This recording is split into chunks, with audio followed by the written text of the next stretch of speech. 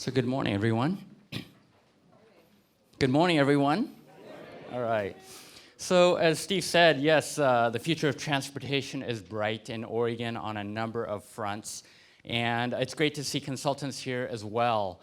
You'll understand why we're going to have why we have consultants in the room today as I go through this presentation. What I'm going to share with you this morning is some history. I think context is really important, so I'm going to talk about where we've been since about 2000, where we're at today, and where we're going, and then Steve will talk about the technical services and engineering branch.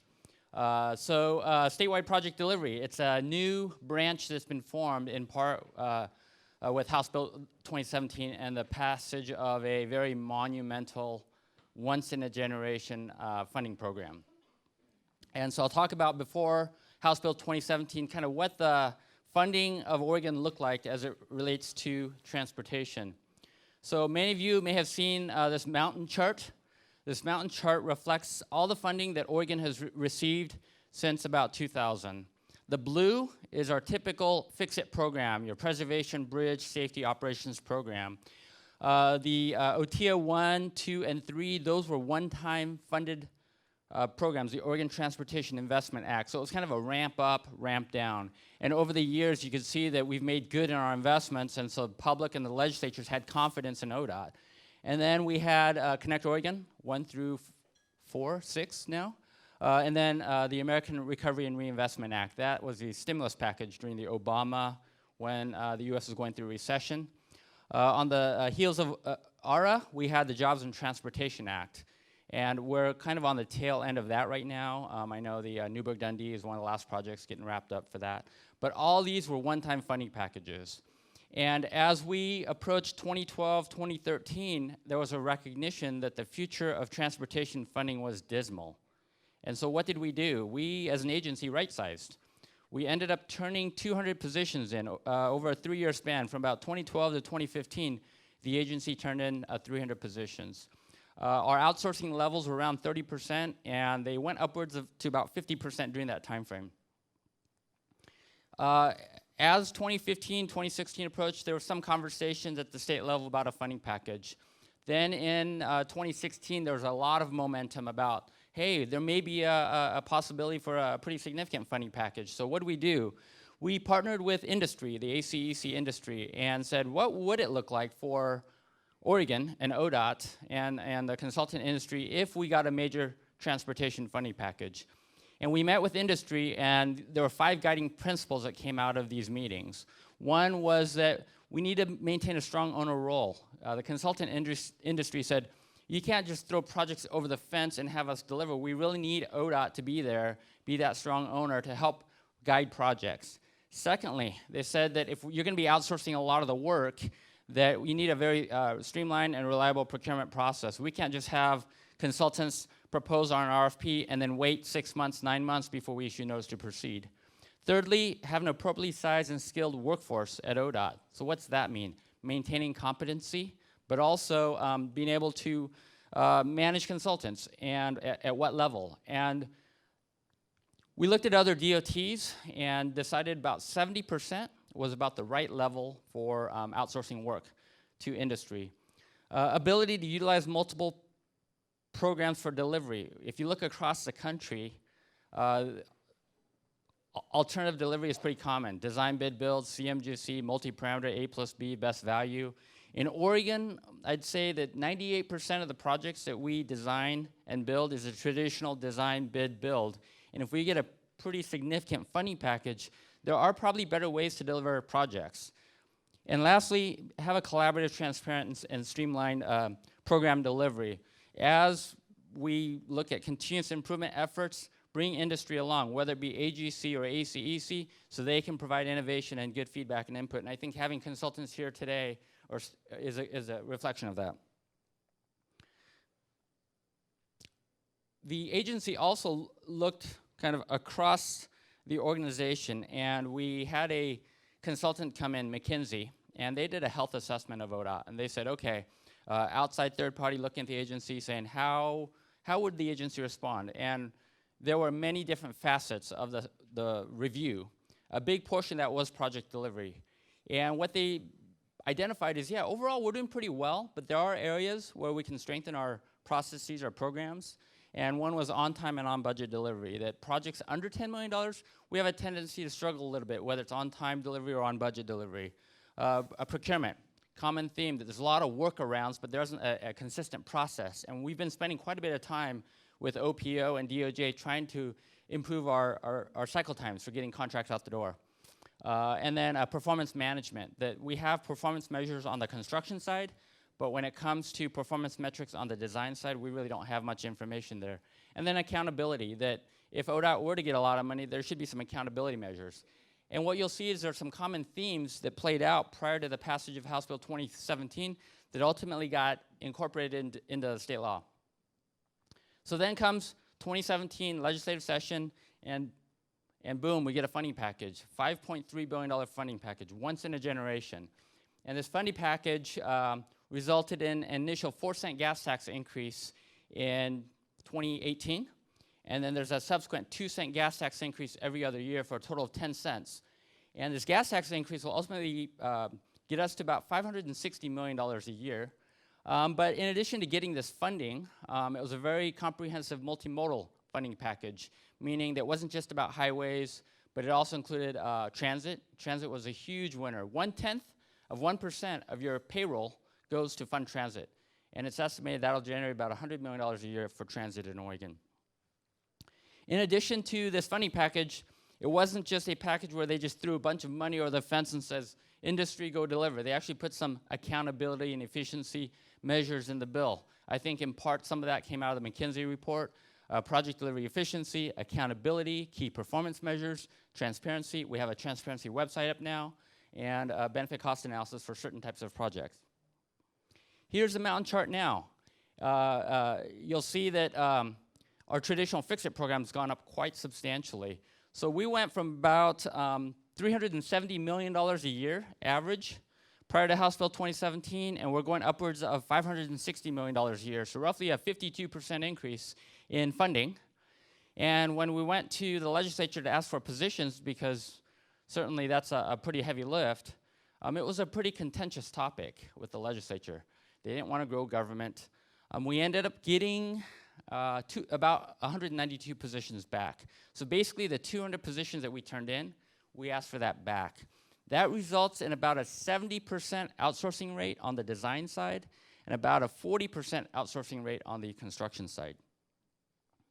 And of the 192 positions, we got an initial 39 right after the bill passed, 142 last year, and then we're waiting for the next round of 42 after session ends this year. I should also note that the HB 2017 projects in yellow are what we call the named projects. There's over $1 billion of what we call named or earmarked projects in the bill. So this provides a little bit of context, this chart does, the order of magnitude. I mentioned earlier that OTIA 1, OTIA 3, and JTA was a ramp up and ramp down. House Bill 2017 is a ramp up, and we stayed ramped up. There isn't this funds going away. It's ongoing, and so it is truly an exciting time to be in transportation. A lot of opportunities to really invest in the system. So where's all this money going to go? Well, I mentioned earlier the yellow on the mountain chart are the earmark projects. So projects are being scattered throughout the state.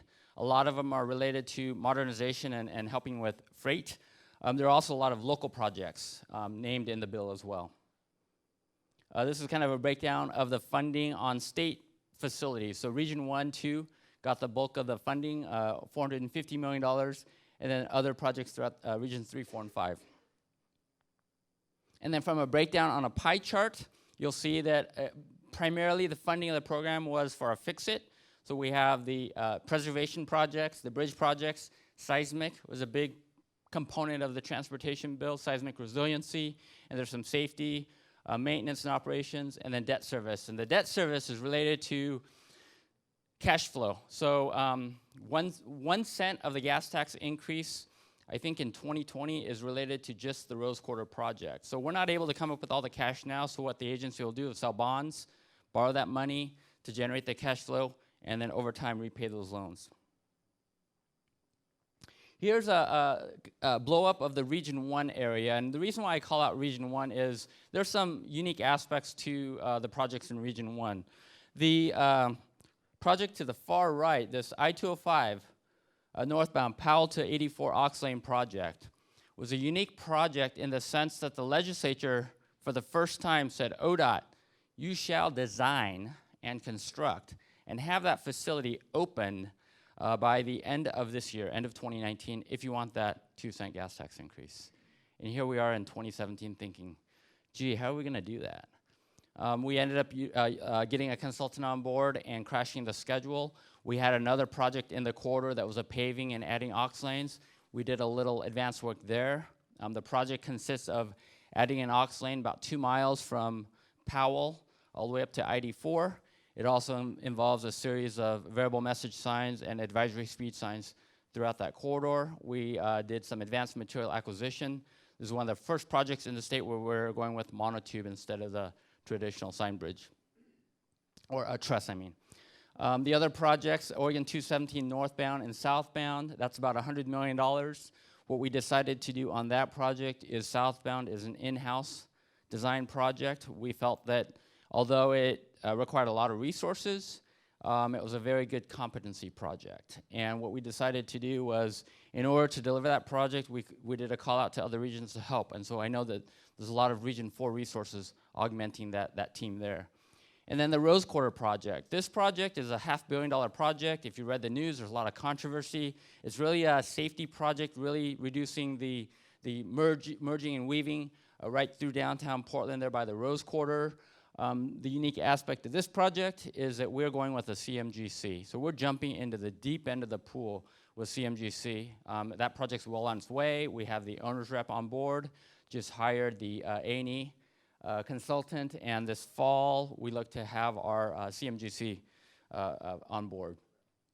And then the I-205 Abernathy Bridge and I-205 widening. If you drive I-205, it goes from 3 lanes down to 2 lanes at Stafford, all the way to the Abernathy Bridge. This is another $500 million project, and we, as part of that project, were required to put together a cost to complete report back in February of 2018. That was another condition or requirement. The unique thing about this project is it's not funded. We don't have any funding for construction. So with all this change at kind of the funding level, and now more changes, many of you heard that Director Garrett's going to be leaving here shortly. I heard that 65% of the employees at ODOT only know Director Garrett as the only director. And that's pretty incredible. The longest standing director of any DOT across the US. With a lot of changes happening. We're going to be getting a new transportation commissioner. We have a new highway division administrator, Chris Strickler, a new deputy highway division administrator, Mac Lind. My role's new. Steve's been in his role for a year. A lot of funding changes. And then even at the day-to-day with Workday and TAMS, a lot of change going on. So how are we going to go about going through change? Well, the agency recognized that there's a lot of change, and we put together a strategic business plan. This is a 5-year plan that really, the hope is to bring ODOT together. We didn't get all the resources we needed to deliver the project status quo, and so it is about doing more with less. And we thought this would be a great time to revisit our agency's mission statement. Why does ODOT exist? Who are we? And I always use this mission statement as a way to remind me of what the goal is, what our job is. And it's ODOT provides a safe and reliable multimodal transportation system that connects people and helps Oregon's communities and economy thrive. And I think this mission statement is reflective of, say, the past 5 years at ODOT and is indicative of what's coming. It really embodies who we are. We're a multimodal transportation agency, not just highway, but transit, rail, freight, other modes, and trying to find the right balance. And I think that's really critical for the engineers and technical professionals in this room to think big and really try to get a sense of where you fit within the broader picture of the agency. And so as part of the strategic business plan, we put together a 5-year vision. And really there's 3 takeaways on this 5-year vision. One is that we want to be a leader in transportation. We're taking steps to be a leader, not just status quo, but advancing that practice. We're sending a lot of our engineers across the country to transportation research boards and AASHTO conferences to look at best practices of what other states are doing. We also want to be an employer of choice, one that people want to come and work for ODOT. We recognize that workforce is foundational to who we are as an agency. It's so great to see, as Steve said, the future of ODOT here in the room today. And lastly, we want to be well-positioned to deliver transportation solutions, not highway solutions, not road solutions, not bridge solutions, but transportation solutions. And then our values. I really embrace these values. The values are what guide our decision-making and our behaviors in the course of the work we do each and every day. And a good acronym for the values is ICU, so integrity, safety, equity, excellence, and unity. And I would encourage you to continue to memorize the values and see how they resonate with you personally and professionally. And so within the agency strategic plan, there were 4 key priority areas that we felt were foundational in helping ODOT get through the change. One was governance. We need to take a look at the agency governance and make sure that the governor's office, the legislature, the Transportation Commission, ODOT, were all aligned in the goals and priorities of the agency. Workforce. We recognize there are tremendous challenges with the workforce as it relates to recruitment, retention, onboarding, training, leadership development, and just with the hot economy, it's difficult to find licensed engineers. And it's not just in Oregon, but on the West Coast. Washington, Idaho, Nevada, California all passed major transportation funding packages. And this is not an ODOT issue, this is an industry issue. Even consultants are struggling to retain and recruit talent. Technology and data. Technology and data is here in front of us. It is evolving at an incredible pace. How do we leverage technology and data in ways that make our work much more efficient and help gauge progress of how we're doing? And then lastly, strategic investment. Where do we spend our money? How do we spend our money? And how does that align with the priorities of the agency? So within the statewide project delivery branch, the priorities go like this. With governance, we've created a new agency leadership board. It used to be called the council, but that's really all the division administrators within ODOT. We have a transportation leadership council, and that is a subcommittee to the board, and that comprises of highway, transportation development division, motor carrier, and rail division. And then we have the statewide project delivery branch, and then we have the technical services and engineering branch, and really identifying positional authorities. Many of you may have heard that the statewide leadership teams have gone away. I think they served their purpose over the last decade, but what we're trying to get to is at a place where we're much more nimble and making much quicker decisions to maintain the pace of the work that's in front of us. On the workforce side, we're looking at competency and skill development. In some ways, I feel like we've hit the reset switch within project management and engineering and construction within ODOT. I think construction's lagging. I think of the what I consider the 3 legs, construction probably still has the most seasoned employees within the agency. Leadership excellence. We recognize that leadership is critical and developing our employees, so we have a variety of leadership programs, both internal to ODOT, Transportation Leadership Academy, Transportation Leadership Institute, Ascent program. Certainly, I would encourage all of you to start thinking about your personal and professional development plans and working with your managers to identify opportunities to continue to excel with your leadership. Retention, recruitment, career development, and succession planning are also very critical. We have a lot of tools in the toolbox. The graduate professional program, graduate engineering program is one. We're bringing a lot of retirees back to ODOT to do their 1040 hours to help with that knowledge transfer.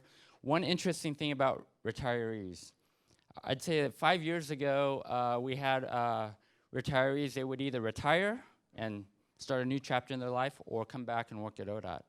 Now we have another component, and that is we're actually starting to see retirees go to consultants, which is not necessarily a bad thing. They're providing a great service, but we're seeing that. So it's harder to try to retain even retirees to come back and help us with just that knowledge transfer piece. A strategic investment. So if we're looking to outsource 70%, what's that look like? And how do we fund that? I oftentimes hear from ODOT staff and managers, darn it, if we could just keep everything in-house because consultants cost too much. And my response is, that's beside the point. The legislature funded ODOT and the state transportation at ultimately $560 million by 2025. And they gave us the positions knowing that we're going to outsource. We know there's a cost to outsourcing, but they want the improvements on the ground. And so as stewards of public funds, our job is to ensure that we're getting the best value, partnering with industry. Whether it be consultants, whether it be contractors, their success is our success, and we really need to strengthen that partnership. And so we are ramping up in areas where we're improving negotiations and having clear expectations of what we expect of ourselves and then what we expect of consultants. That's that strong owner role piece. And so part of it is if we don't have the staff, you run into situations where you have 5 regions that their resourcing can be very cyclical. And so how do we go about resource sharing within the agency? And we're starting to see more of that resource sharing. We've got Region 4 taking on projects in Region 1. We got Region 3, wholesale, taking some projects in Region 1. A lot of resource sharing, a lot of staff sharing, and project sharing going on within ODOT.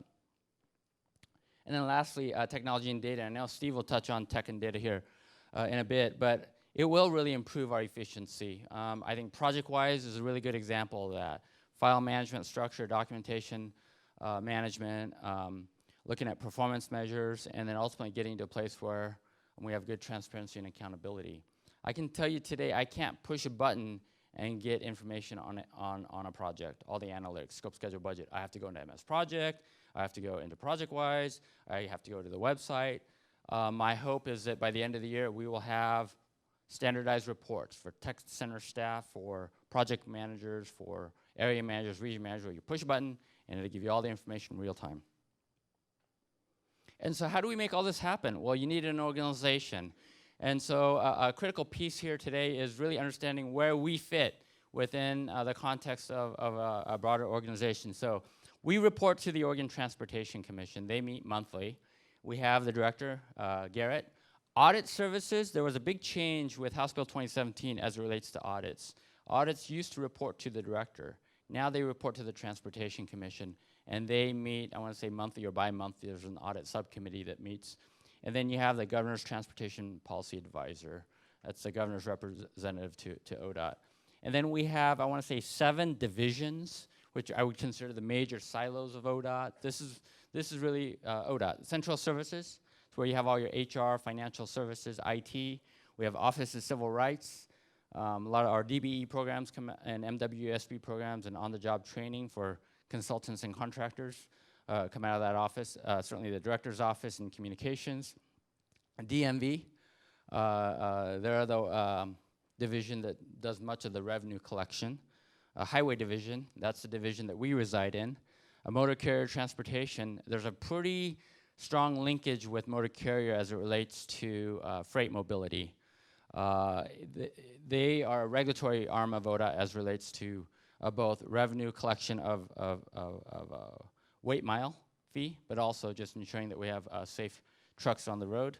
A transportation development division is planning and policy, and then we have a transportation safety that's focused on the safety aspects of our transportation system. And then under TDD, we have a rail and public transit. So if we go a level deeper within highway division, and within highway division, there's really a number of different categories of work that we perform. In the regions, it's full service, planning, project delivery, maintenance. So regions 1 through 5, which outside of the consultants, all of you are in, or the technical services engineering branch, a statewide project delivery branch. We have a highway budget office, and we have maintenance and operations branch. And so if we take it a level deeper within my branch, I have Steve Cooley at my side as a technical services and engineering branch manager.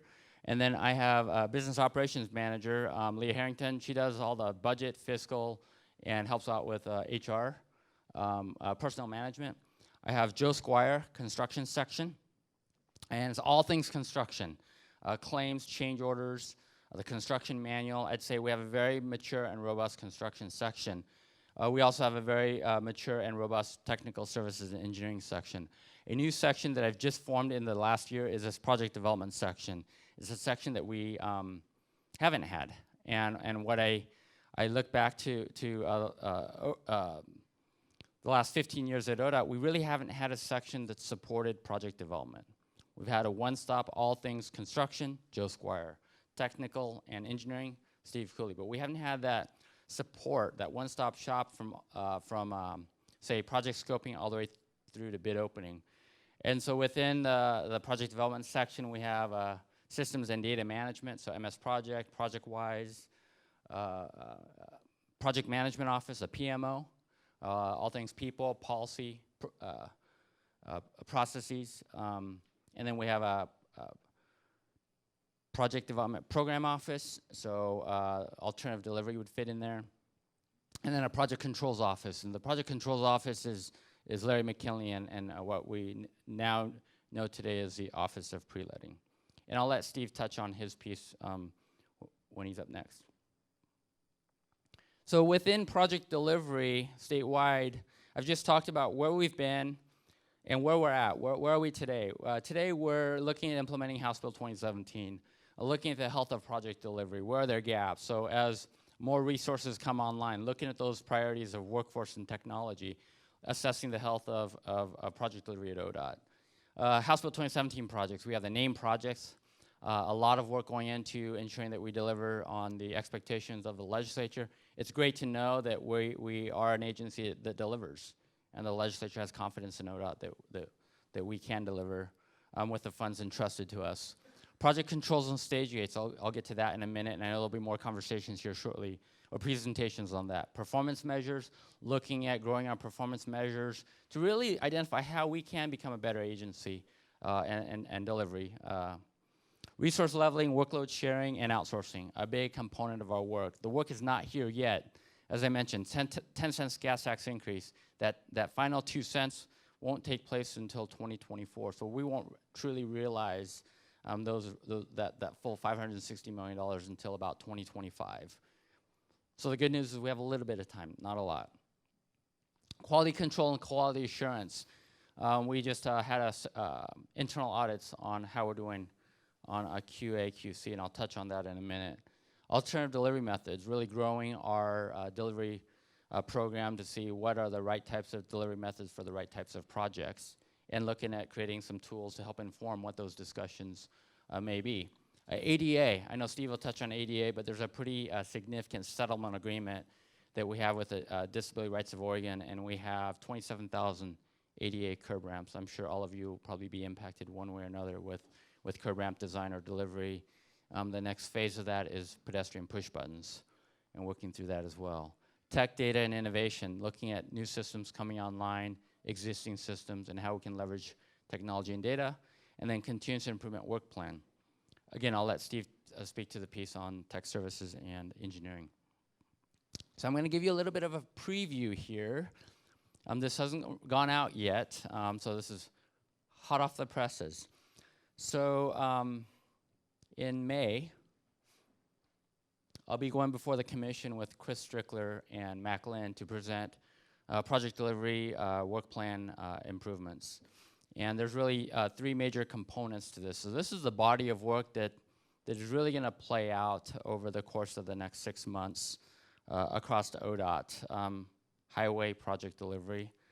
I know there's a lot of other workstream efforts underway. We're looking at stuff that's not included in here, errors and omissions, unbalanced bidding. There's other workstreams, but these are pretty significant workstream efforts underway.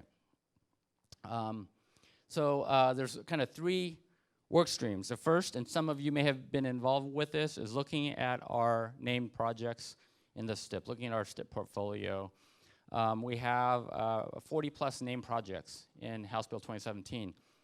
And going back and having conversations with the regions and others of where did these cost estimates come from? Who committed to delivering these projects when? And for some projects, we have good information. For others, we don't. And we recognize that we may be challenged in delivering on those projects. We have some significant shortfalls on a few projects in the bill, and so assessing those projects and then determining a plan for how we're going to deliver. Secondly, looking at our current STIP portfolio. So the STIP process goes back about 4 to 5 years. So currently, the regions are scoping projects in the 21-24 STIP. A lot happens in 4 or 5 years. ADA hit us pretty hard. Now, every project that triggers ADA, we have to make those improvements. Our 2018-21 STIP does not account for ADA. And so what we're doing is having all the regions go back and calibrate their current STIP, which may result in canceling some projects or reducing scope. But we don't want to be a place where we're having to go to the commission on every single project because there's a cost overrun on the project. And so that effort's underway now, and then after that effort's complete, we'll go and revisit the 21-24 STIP before we go and program that STIP. So final programming and approval of the 21-24 STIP will be end of this year. And so the review, the observations, the lessons learned from going through the 2 rounds of assessing our current STIP and the named projects may help inform whether our future STIP is programmed in a way that we can commit to delivering. Things that are in flight, I mentioned the formation of a new project development section. So this section will have a lot of services to offer, and Tamara Clark and I will be hitting all 5 regions talking about some of the services from training to program development to implementation of phase gates and project controls. But this section, and really Salem headquarters, supports the regions. So our job is to support the regions. And so we want to hear from all 5 regions and industry about if there are struggles or challenges that you're facing, how can we help? And I think going through these listening sessions will help inform what areas we want to resource up on. Implementing a standard of practice, aka the Project Development or Project Delivery Improvement Initiative, PDII. You'll hear about that a lot. So when I assumed the role of statewide project delivery manager and came down here to Salem, I met with industry, and the comment I heard was, David, we work for 5 DOTs. I said, what do you mean? They go, well, yeah, when we do a design project in Region 4 and a design project in Region 2, it's different. The outcome is the same, a set of plans, but the processes may be different. We don't have that problem in construction, but we have that challenge in design. We don't have that problem with engineering, but we have the challenge when it comes to project management. What are the expectations for delivery, say at DAP, or advanced plans or final plans? And recognizing that if we're at one ODOT and we need to be a place where we can resource share, then we really need to establish some standards of practice so that the QA/QC process in Region 1 is the same as the QA/QC process, say, in Region 5. If they're different, we're going to have challenges. And so this PDII effort is really to establish a standard of practice.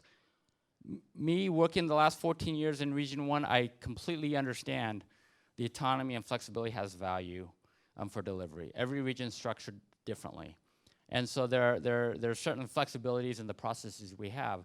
The beauty of this PDII effort is that we didn't just come up with a mousetrap in Salem. We engaged all 5 regions. And I think as we come out to the regions and roll this PDII effort out, you'll see that there was good region and consultant representation. The PDII committee also has 2 members from ACEC. And then implementation of a geoprofessional review, and I know Steve will talk about that here shortly as well. The planned work in the next 6 months, cost estimating. There's been a high variability of cost increases over the last 2 years within our STIP. All you have to do is go back and look at any commission meeting, and you'll see that there's cost increases every month, 6 or 7 STIP amendments. We have over 1,300 STIP amendments a year. That means there's a lot of changes going on with scope, schedule, or budgets on our projects. And so what we wanted to do is set up a task force to look at cost estimating and actually include risk-based cost estimating. And we're not reinventing the wheel. We're actually looking at best practices of other DOTs, Minnesota, WashDOT. And when it comes to cost estimating, what ODOT uses today is called a contingency method, where you just take a quantity and apply a 40%, 30% contingency factor. On the risk-based cost estimating, it's an area where from scoping through planning and maybe or from scoping through project development, maybe all the way to DAP, you're assessing kind of what the high risks are for the project and assigning, quantifying that risk, probability factors, identifying the top 5 or 10 risk factors, and tackling those factors to get at a better contingency versus just saying, oh, it's 500 cubic yards and we're just going to put a 40% contingency. Scheduling.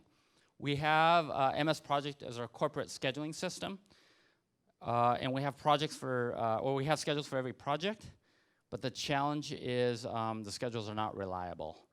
We're not using the schedules. And it's not just for project management. There's so many others within ODOT that are relying on those schedules when it comes to resourcing, when it comes to industry and planning their work, when it comes to cash flow, when it comes to funding obligations.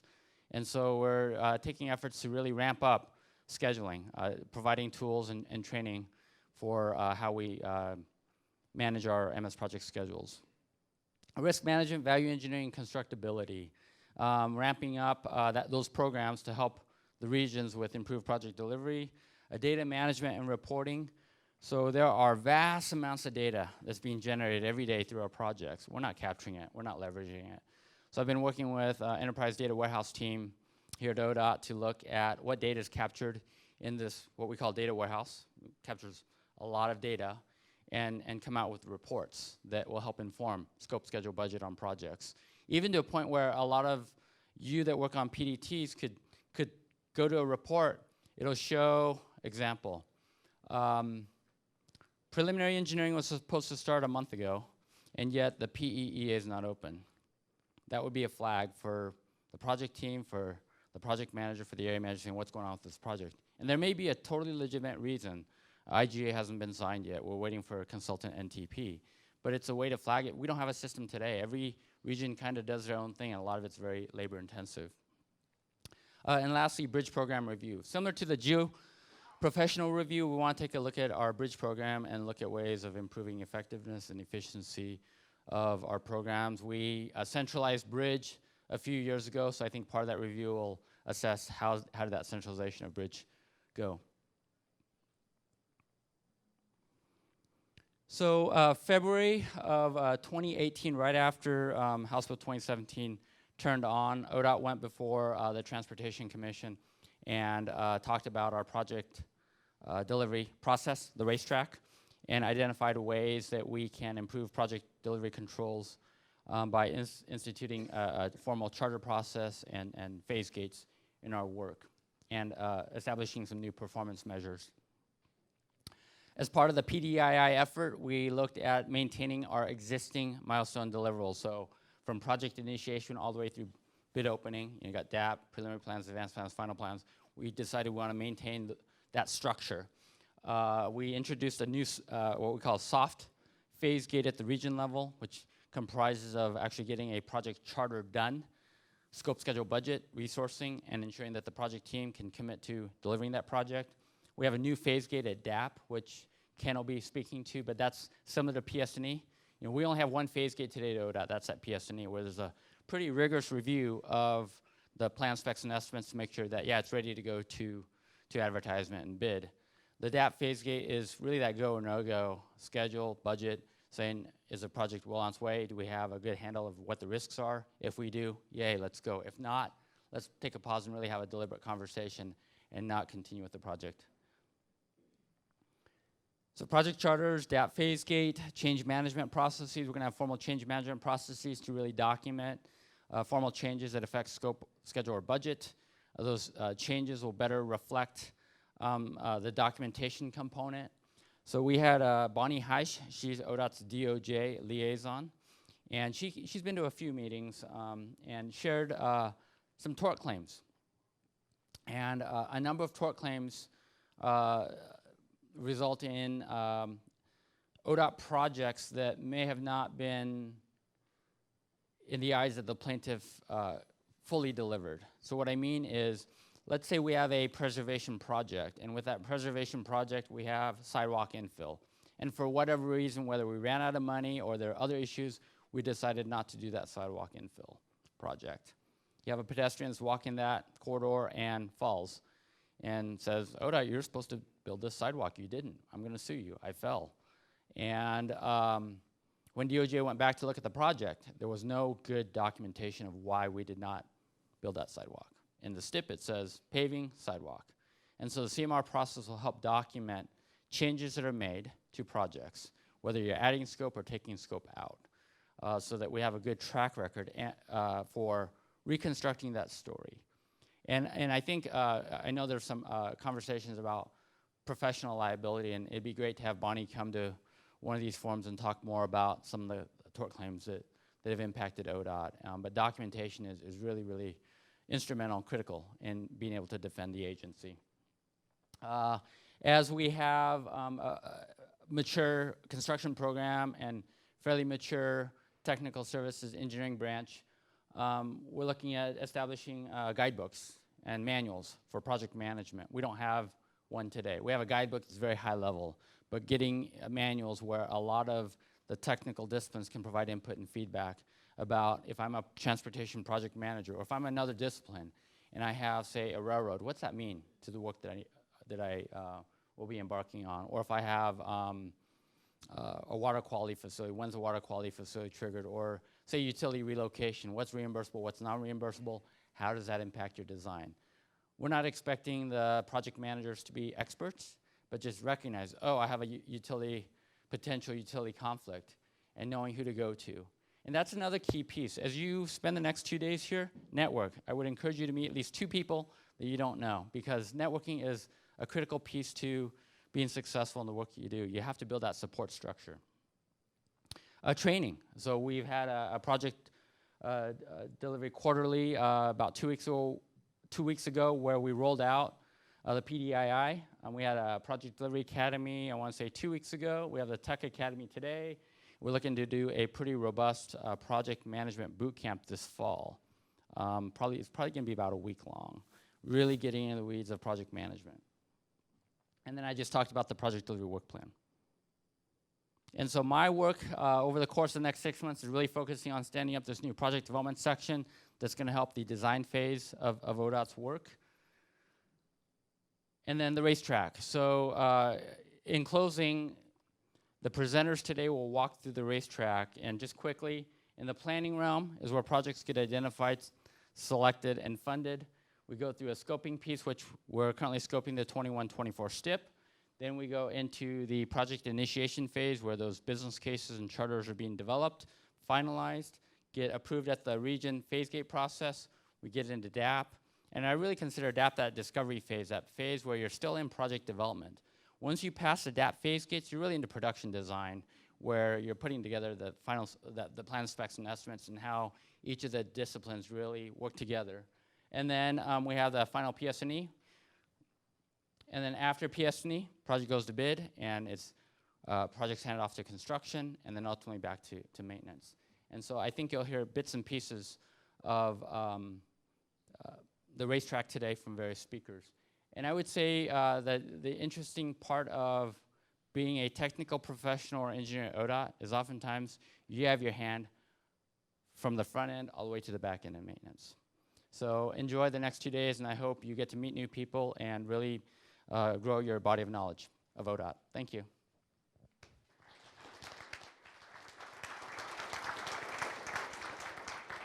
We're going to be giving you a lot of information. It's going to be a lot to absorb, so I'm sure you'll have a lot of questions at the end, or even after these 2 days of training.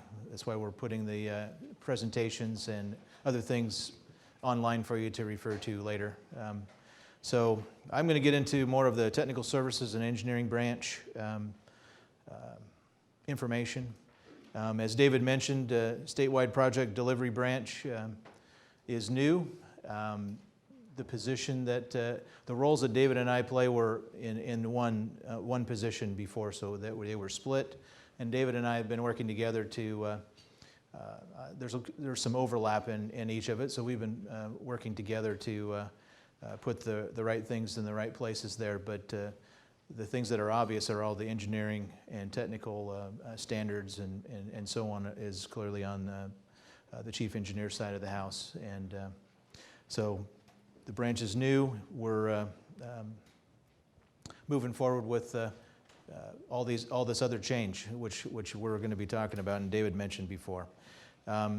Specifically to technical services and engineering branch, I do have the engineering automation team in the geometronics, the survey unit. That's Joe Thomas. And each one of these disciplines are going to be coming in today and giving you details, so I'm just giving you a highlight of who's in the technical services engineering branch. Environmental, Susan Halp, she's here today.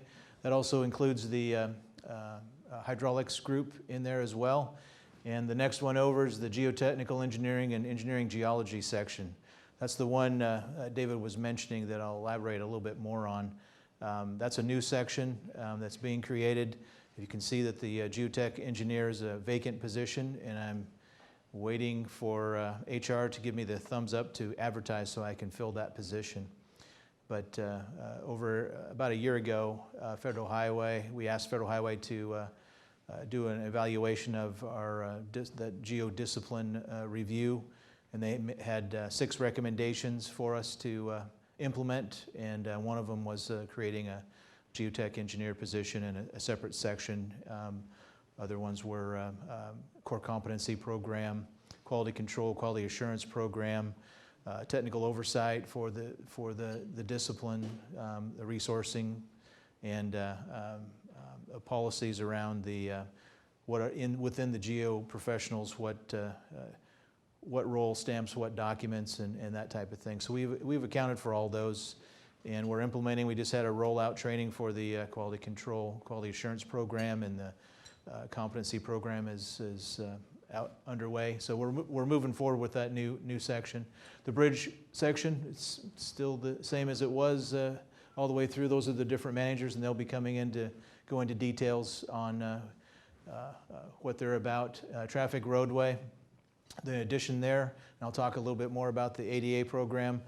We have the traffic and the roadway set out, and then we have Dick Upton, who's our ADA program manager. So I have another slide that will kind of go into where we're at with that.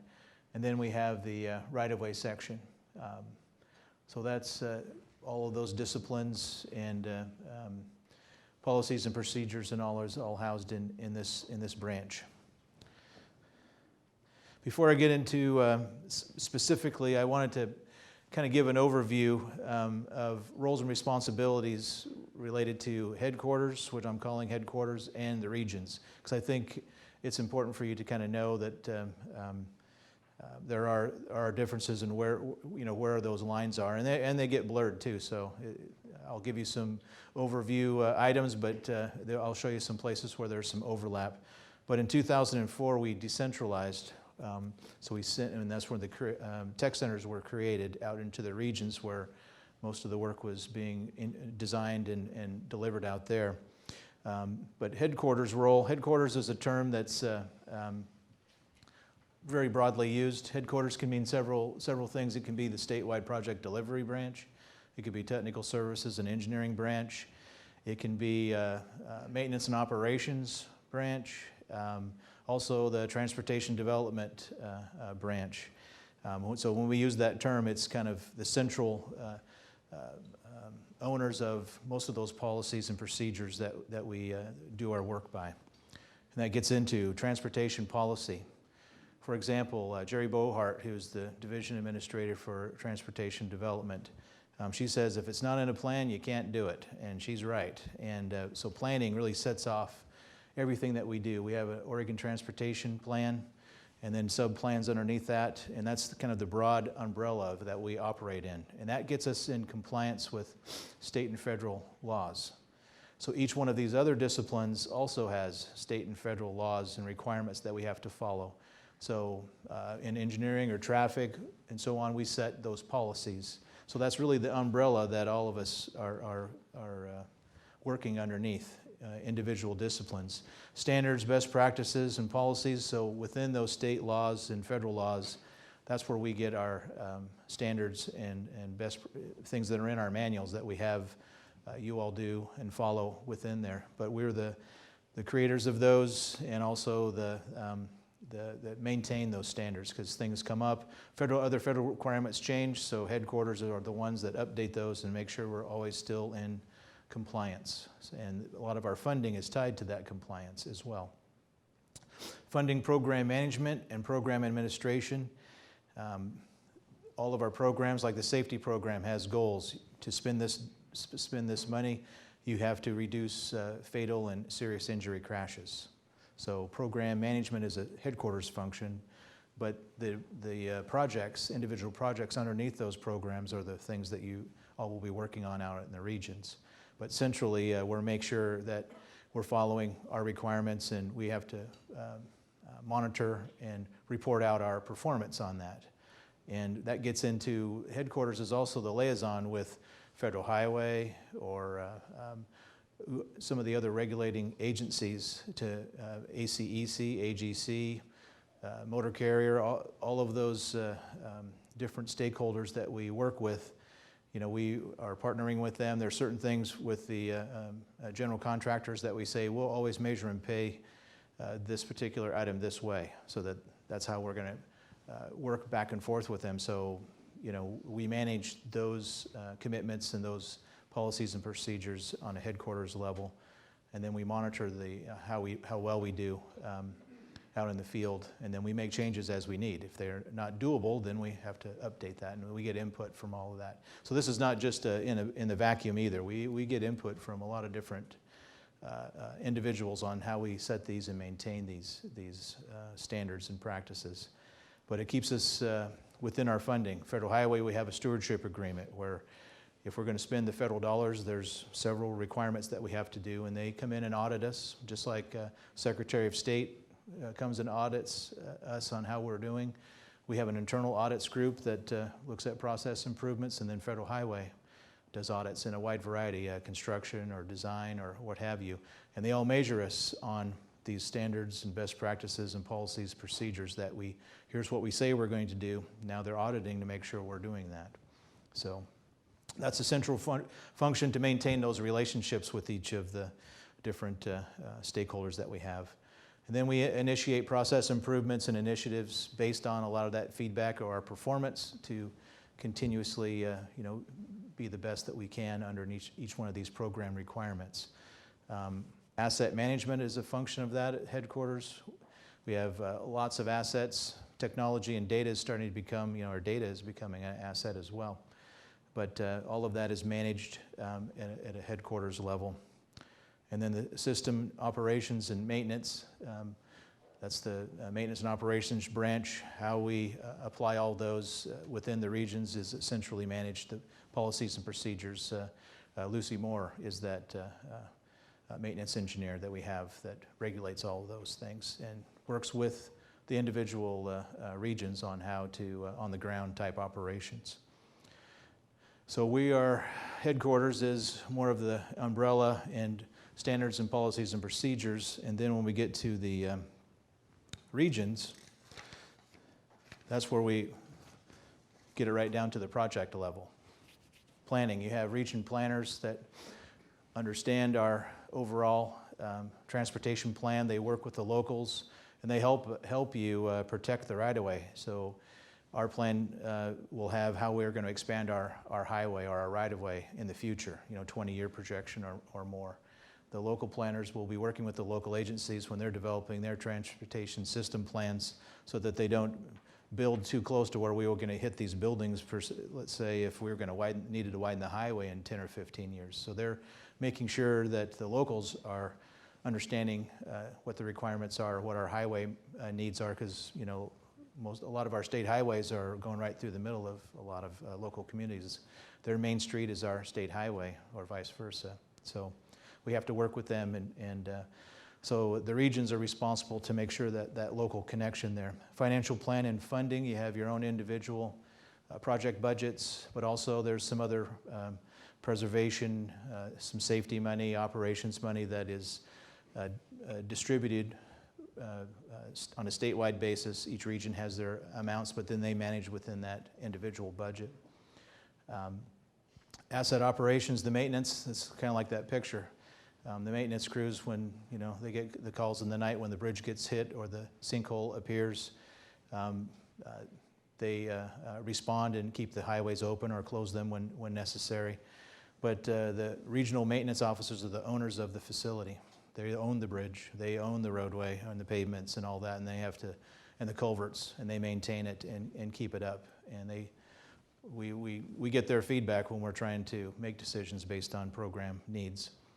And then collaboration is a big one for the regions. They're the voice of ODOT in the local agencies. The area managers, they go out and sit on those area commissions with them and talk about projects and get all that local feedback when you're developing your projects within the cities or counties and what have you. So they're the main contact for that. So that's kind of a big picture split of the actual project-specific type things are being worked out in the regions, and then headquarters is managing that umbrella and maintaining our federal and state laws and funding for that. But as I mentioned, there is some gray areas there that I'll get into when I start now talking about the technical services and engineering branch. Because just like when David and I became two positions from the one, headquarters did all of that together, and then we decentralized, and then there's some overlap areas that have come up. So, technical services, my branch, we're just like you. We need to support the delivery of the House Bill 2017 projects. The ADA program, we have quite a few ramps that we need to construct by a certain amount of time. And then we're also needing to implement the strategic business plan. So everything that we look at and do is through the lens of those three priorities. Is it going to impact that ability to deliver House Bill? Is it going to deliver ability to deliver ADA? And is it in alignment with the strategic business plan when we start making our changes? But some of the project delivery deliverables, as I mentioned, and some of that overlap, right now we've centralized the bridge design. So now technical services in headquarters has staff out in the regions, but those staff report to headquarters now. And there was a study that went on and reasons why we moved that way, but it was related to core competency. But so there's an area of overlap. Pavement designs, all the pavement designs are generally centrally done. We do outsource some of that, but the discipline is still a headquarters function. Survey and geomechatronics, they still perform some of the original ground surveys that you all use to do your design work for a specific project, production, I would call it. Right-of-way, there was some things that were retained. They'll get into some more of those details, but related to appraisal review and condemnation and so on, there were certain functions that no matter how much outsourcing does out in the regions, the headquarters still has to do every single project. Along with environmental, there's lots of things that environmental maintains for you all to do all the programmatic permits that you use on your projects.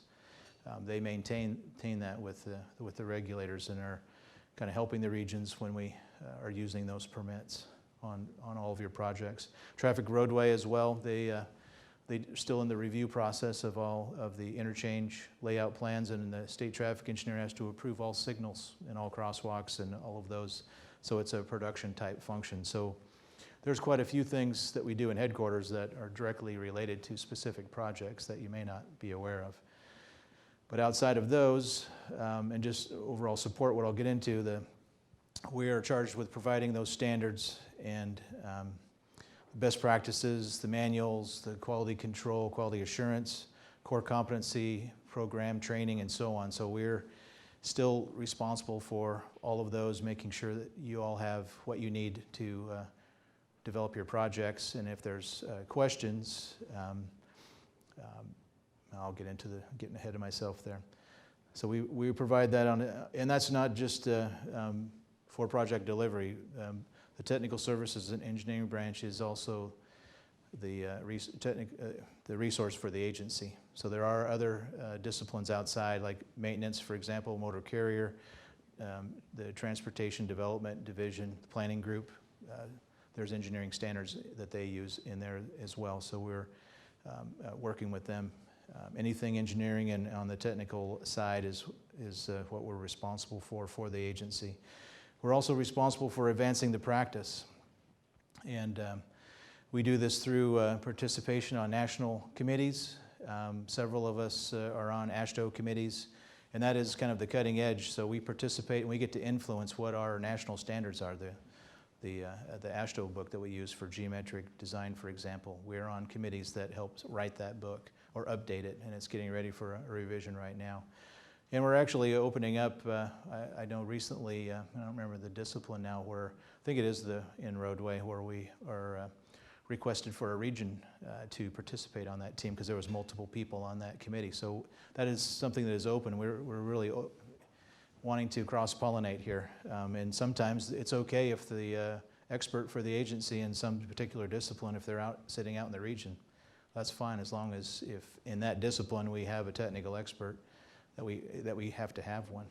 But also technology and automation is, like as David mentioned, is exploding at this time, and it's, boy, there used to be a little easier to get your arms around, but now every single discipline has some type of a digital solution that's coming online. And there's a lot of other decisions that we're going to be making as an agency and how to govern that and manage our way of saying yes to everything because there's a lot there, and I'll get into that a little bit more detail. Technical resource, as I mentioned, we're the technical resource for the agency. Anything that comes down the pike, anything in the legislature related to like speed zones or all those things, we're there. I know our state traffic roadway engineer had to give some testimony during this session related to speed zones, for example. So we're that resource for the whole agency related to engineering and the technical side of the house. We support local agencies. We do a lot of support there. A lot of the authorities that come from engineering are in statute. There's my position's listed in statute, the state traffic roadway engineer's listed in statute, same with the bridge engineer.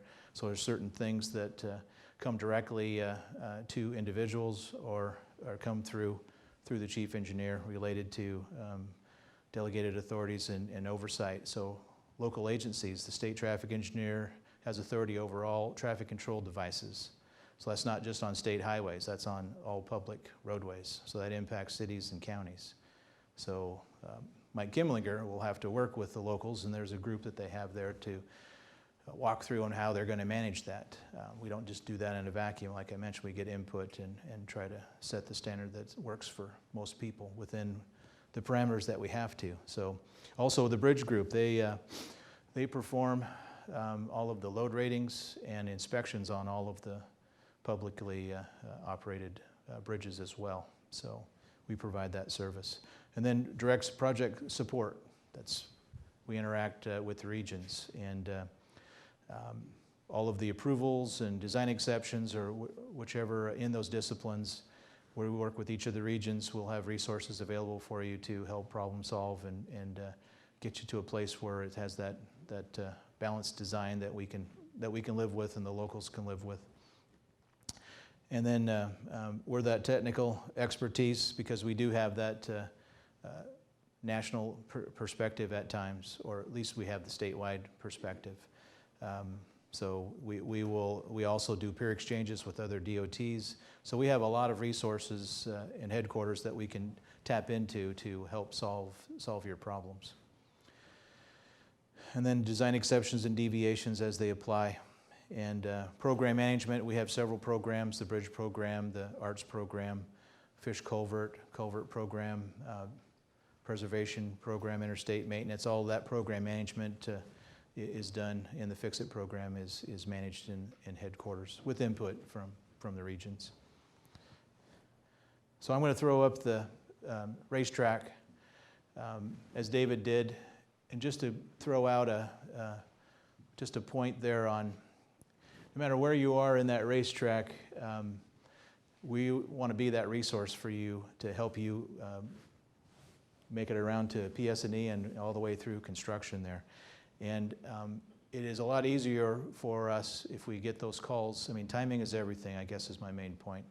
Call us early in the process. So if you're struggling with, boy, the community wants this, or I'm getting ready to go on in a public meeting of some type, talk with headquarters if you have any questions on what is allowable and what isn't. because it's a lot easier to have that verbal conversation and get some input and understand kind of here's the bookends of all my flexibility on this particular issue based on this project-specific site. Then when you go to the meeting, you kind of have some flexibility already understood, and if we need to deviate or get a design exception, it's more of a formality than the first time we've heard something. But if, let's say you go to that meeting and you say, yeah, I think we could do that, and then we come back and find out for some reason we can't. Now we've already created a kind of some friction with the locals. So it's contact us early in the process, and we can have the most flexibility to help you with options and things that will make you successful when you're talking with the locals. Meet the need of the project and still maintain that safety factor. Because we have a lot of flexibility in our standards, but we have even more if we're involved earlier in the process. I've learned that the hard way myself. So anyway, just throw that. I'll get off my soapbox there. But okay, so I'm going to talk about a few of the things that we're working on within the Technical Services and Engineering branch. As I mentioned, we're looking through those goggles, and one of the main things for the strategic business plan is to get everybody shooting at the same target and flying in the same direction, or however you want to say it, the one ODOT model there. So all of these, we've looked at implementation of all these things, as I mentioned. The ADA program, we have 25,000 ramps that we have to complete in 15 years. And then this broke up into different, I think we have to have like 7,600 in about 2023, somewhere in there. And then, every 5-year increments like that. So Dick Upton is the ADA unit manager. We set up a unit to manage this as a program, as a fix-it program. Right now he's working on some pilot projects they're piloting different techniques and how much design really needs to be done before, so we can get a compliant ramp. And it's a little more complicated than that. Ramps are unique. Each one can be its own design. You could have 4 unique designs in one intersection, depending on your setting. Or some of them can be fairly easy. So they've gone through and kind of, I think they have like a 7 point ranking system now, for very simple to the most complex. And that kind of helps them identify what techniques or maybe even contracting method that might be best suited for that. And more of these are standalone projects. To make the 25,000 in that length of time, we have to have separate contracts just for ADA. That doesn't account. It does include all the ramps that you all are doing within your projects, these new ones that we're doing. But Dick has got some projects specifically to help us meet those milestones.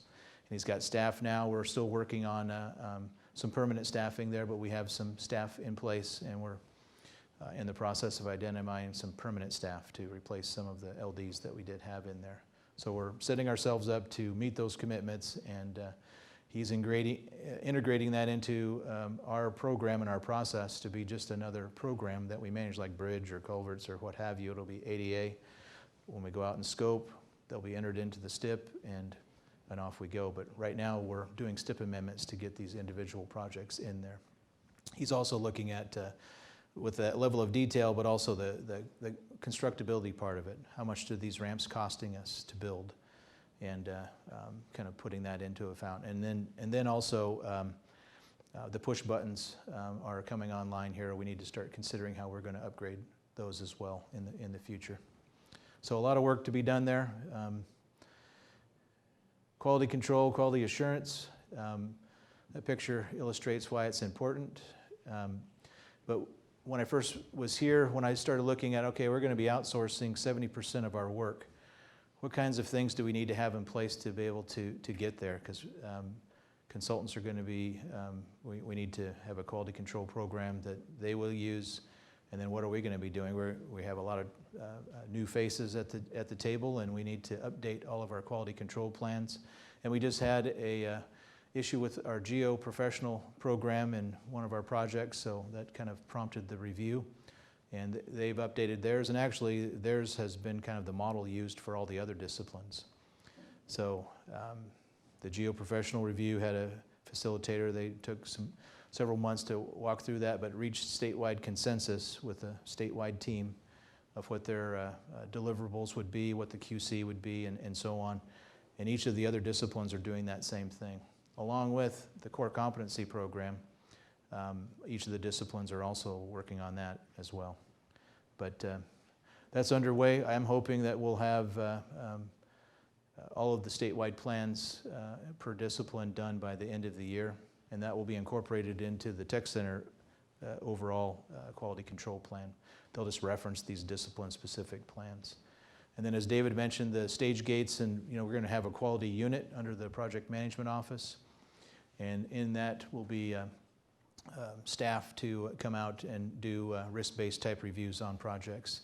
They'll not only be reviewing the phase gates and the documentation on the project management side, but they'll also be reviewing the discipline-specific quality control deliverables and so on, just to make sure that we're doing what we're supposed to be doing. And we did weave in the internal audit review. That was weaved into this discipline-specific effort. We had them look at the Tech Center QC plans, and then with that information from that review, we folded it into what we're working on right now. So, manuals, standards, best practices, there's continual maintenance in there. That's another thing. If we're going to outsource a lot of work, we're referring to the manuals in our work orders, so we need to have updated manuals. I was surprised to see how many actual manuals we did have. We have 129, and that was quite a bit. I was thinking maybe 50, but we have 129, and some of them are huge. But luckily, all of them were on their own updating schedule and so on, so we're trying to get them all kind of flying in the same direction there related to that.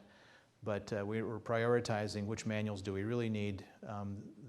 After a couple of surveys with our customers, which included ACEC, the Contract Plans Development Guide was the winner of the #1 manual, and we are pursuing that one to be done by, I'm hoping, by the end of this year as well, because it's a total rewrite of it, how it's formatted now. So it'll have individual discipline drafting standards, but it'll be the overarching Contract Plans Development Guide. And I agree that one is, if we're going to be outsourcing a lot of work, all of our plans should look the same. So that's a good one to make sure we get done.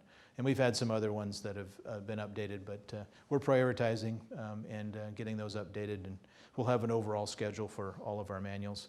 And there could be some that we need to write too. I think there's some gaps in there, and that group that's working on that has identified some of those, so we'll be. Another manual that I will mention is the Urban Design Initiative Manual.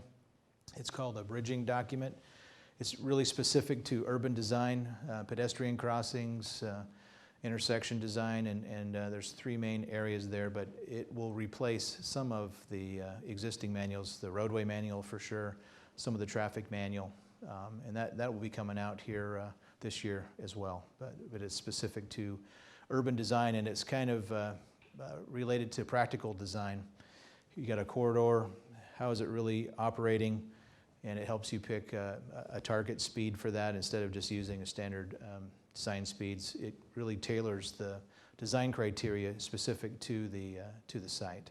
So, and by the way, the AASHTO manual is being changed to a more performance-based type format as well. So future versions of our geometric AASHTO manual will be in those same contexts. This effort was started by the Tom Lauer, the previous chief engineer, and the planning group. So that's going to be completed here in the next couple of months, actually. Advanced investigations. David has mentioned we had a lot of STIP amendments, and this initiative was started by Bruce Johnson in our bridge section, and other disciplines have tagged on there. What that is going out and collecting more detailed information earlier in the project, so that by DAP you'll have a better understanding of what you're dealing with instead of later on in the process. We're piloting bridge, pavements, and also the slides programs initially. And at the end of the year we're going to be evaluating, and part of what I'm thinking is that this could even be moved up even further. So how do we get some of this information available when we're actually going out and scoping and programming the jobs? I think that's probably the more appropriate time, but this is a good effort. It's all about trying to get the best scope that we can earlier in the process, have the data to actually do that. Work Zone Executive Strategy Session Committee, that's Matt Garrett's committee. He's been leading that committee for the last 5 years, working with industry, the Trucking Association, AGC, Motor Carrier, Oregon State Police, our Safety Division, and various ODOT staff, all trying to, we've had some very serious and tragic fatalities in our work zones, and that group has been working on different things to improve work zone safety and embed that into our process. The highway directive, the work zone decision tree, and the transportation management plan, that all came from that group. That's why we're doing those things. I presented in 2017 to that group a case study on a I-5 project that had a tragic fatality on it, and from that meeting and that presentation, you might be hearing some things about the work zone pilot projects. Over the last couple of years, we built a couple last year, and this year we're going to have 5 in construction that are really on the big paving projects, attempting to do something different than just the standard barrels and night paving. So crossovers, temporary barrier, other things using weekend closures, other things to separate the work zone from the traffic to make it safer. Even just daytime paving. We're also looking at options for automated flagging stations on 2-lane rural type highways. Last year we had 3 serious, 1 fatal and serious injuries for flaggers last season. So the technology is coming online. There's automated flagger stations that can be operated by a remote control, and the person operating them be in a safe area, and it just lifts an arm, and it's kind of like a temp signal a little bit, but it's just a flagging station there. So we're doing all the things that we can to improve work zone safety, so you should hear more about that. Yeah. And here's just a map of the pilots. We had 11 identified that we worked with industry. They were sprinkled around the state. Each region had at least one of them. And what we're trying to institute in our mainstream project delivery process is a way to get the input from industry so that the project teams can use that to take a look at some of these alternate methods. And we're calling it the ODOT Industry Staging Meeting. And right now we're currently scheduling for that to occur in the fall, and then it'll be looking out for jobs out a couple years. And then we'll have contractors and state police and maybe someone from the Trucking Association to sit in a room, and we'll walk through the big paving type projects and talk about opportunities for detours or temp barrier, all those alternate methods. And then that would be something that the project teams will use while they're developing their plans and filling out their decision matrix and their transportation management plan. So we're hoping that success means we'll be doing more of those alternate methods in our PS&E packages. So that's what we're hoping for. And we won't call them pilots anymore. That's just be how we do our business. And I guess I kind of went ahead there. That's kind of what I was talking about. I have something on there called blue lights. Right now the statutes allow for industry to use on paving, road machinery is the definition there, but you might see some blue lights on some paving machines, and that's what that's about. We're kind of being a little cautious how we use that because we don't want to take away from law enforcement, but we did a study last summer, and there was some reduction in speed when the blue lights were on the paving machines. So this year we're going to do the same that we did last year, but also we're going to add in some other colors to see if we can still get a reduction in speed and not have to mess with the blue lights. Technical Discipline Academy, hey, we're doing that today. That was been on our radar, and other academies and other trainings will be in our future. We're going to start doing this more with trying to help in onboarding. I can see where this is a basic overview class, and probably sometime there'll be more an advanced design class. So, where we'll get into even more details. Geo-professional review, I kind of went in, I'm looking at my time here, so I'm going to might speed through some of this, but the geo-professional review, we did, as I mentioned, or creating that section and going through the recruitment process. Refocusing our discipline teams. David mentioned that our leadership teams have gone away and they serve their purpose, and we are looking at the positional authorities of our teams, like the state traffic roadway engineer, what's under their positional authority, and what kind of a team structure do they need to inform those decisions being made, because we're not going to do it in a vacuum. So how do we collaborate with the regions?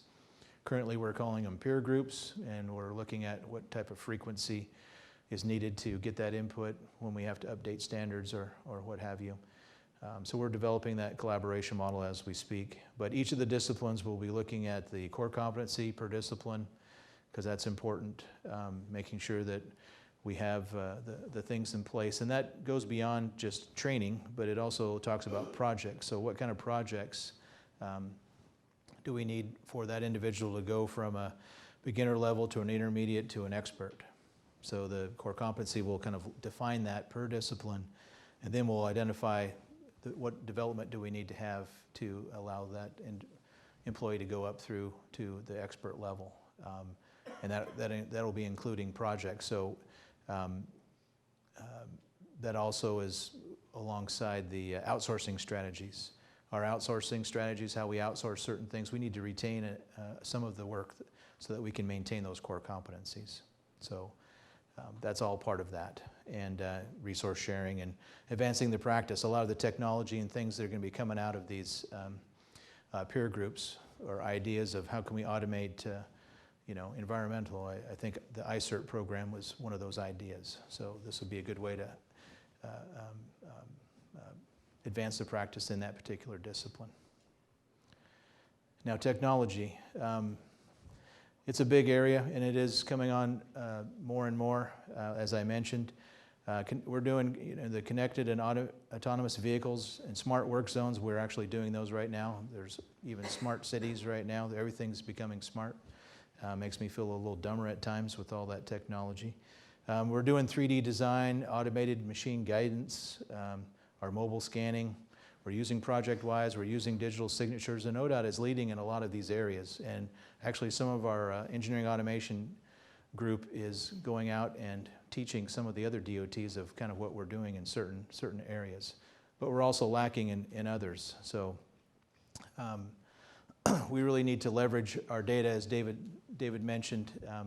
We have a lot of data and it's still not connected all the way. So we're still trying to figure out how to leverage that technology so that we can just push a button and that report will have everything that we need. So more to come on that.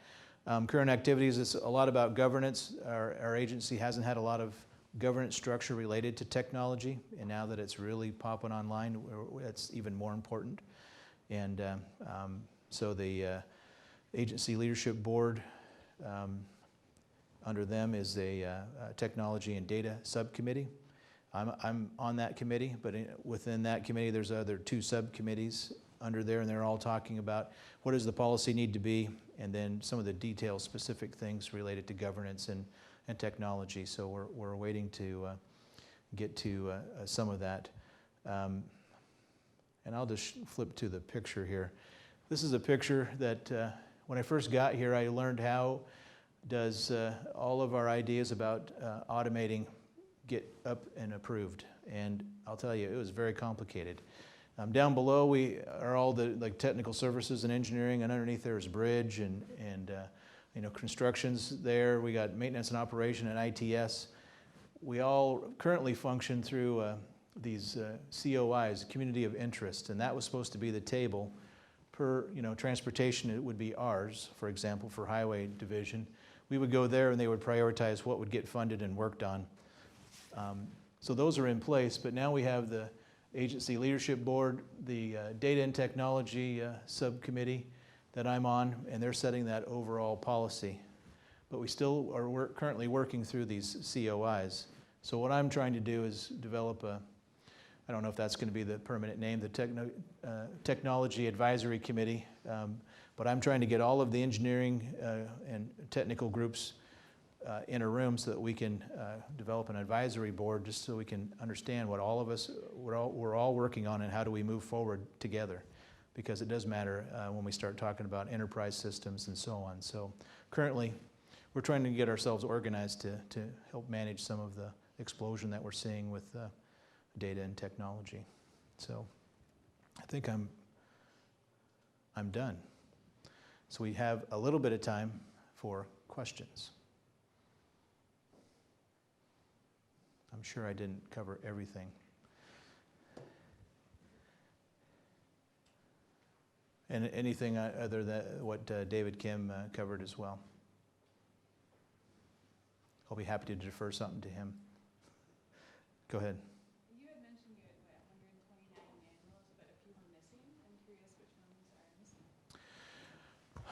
are missing. She asked, out of our 129 manuals, which ones do we have that are missing? And off the top of my head, I'm not sure. I think there was some in environmental that we need to look into. That's the one discipline that I do remember. But they have taken an inventory, and we're working with each discipline to make sure that we have all the manuals accounted for. Any other questions? More of an administrative question. Are we going to get a copy of this presentation? Yes, he was asking, are we going to get copies of this? And I think that's going to be on the portal. Yes. So all of the, right now it's not on there because David and I just finished it. So but I think all of the other ones are on there already, and we'll make sure that this one's on there before you guys leave. It should be on there today.